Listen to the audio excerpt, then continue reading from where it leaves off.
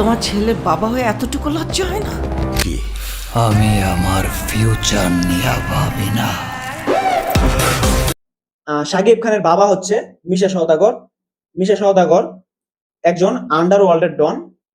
আর শাকিব খান তার ছেলে হলেও সে সমস্ত আন্ডারওয়ার্ল্ড এগুলা তার পছন্দ না, যে কারণে সে নিজের মতো তার নিজের জীবনটা বেছে নিয়েছে। বরবাদ, এই ঈদে সবকিছু বরবাদ করার জন্য শাকিব খান নিয়ে আসতেছে বরবাদ। তো আজকে বরবাদ নিয়ে কথা বলবো।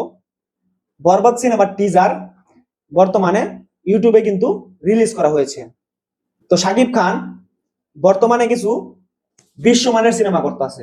এর আগে তার বিশ্বমানের কিছু প্রজেক্ট ছিল, যেরকম তুফান, প্রিয়তমা, রাজকুমার, বর্তমানে বরবাদ।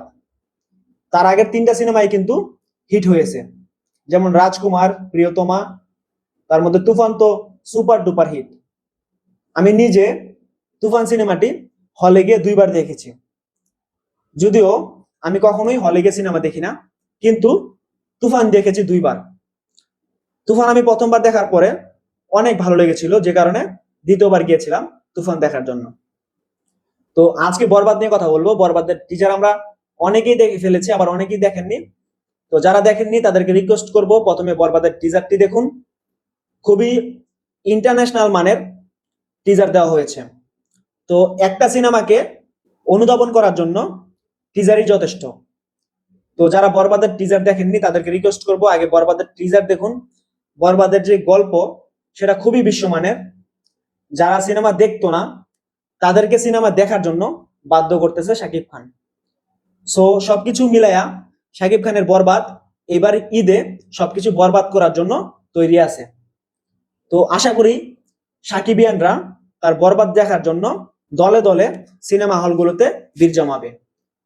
তো বরবাদে কিরকম গল্প সেটা কিন্তু আমরা হালকা একটু আন্দাজ করতে পেরেছি। গল্পটা বেসিক্যালি শাকিব খানের বাবা হচ্ছে মিশা সওদাগর। মিশা সওদাগর একজন আন্ডারওয়ার্ল্ডের ডন।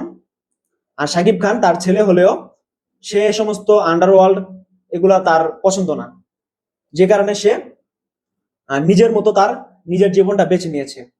কিন্তু একটা মেয়েকে পাওয়ার জন্য সে একদম সাইকোপ্যাথ হয়ে গেছে। তো মূলত গল্পটা কিছুটা এরকমই টিজার দেখে যা বুঝলাম, তবে গল্পটাতে আরো অনেক টুইস্ট রয়েছে। তো বরবাদ দেখার জন্য অবশ্যই হলে যেতে হবে। খুবই বিশ্বমানের সিনেমা। এই সিনেমা দেখার পরে আমরা সত্যি বলতে বাধ্য হব, ওয়াও, এটা আমাদের সিনেমা।